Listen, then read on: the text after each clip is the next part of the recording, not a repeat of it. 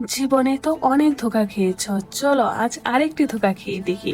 এই ধোঁকা কিন্তু মন খারাপ করবে না, বরং স্বাদে মন ভরিয়ে দেবে। আজ বানাচ্ছি মজাদার কাশ্মীরি পনির।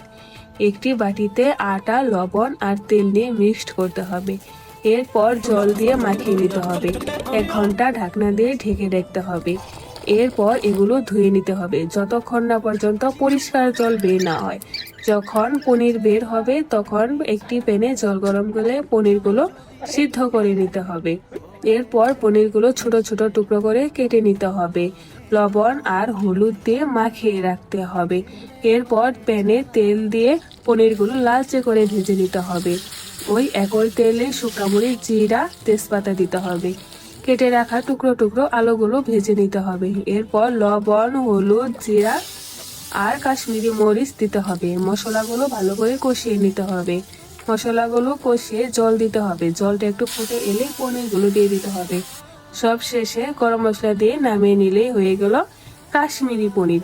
গরম ভাত, পোলাও বা রুটির সঙ্গে খেতে অসাধারণ লাগে। তোমরাও কিন্তু বাসায় ট্রাই করতে পারো, দেখবে দারুণ লাগবে।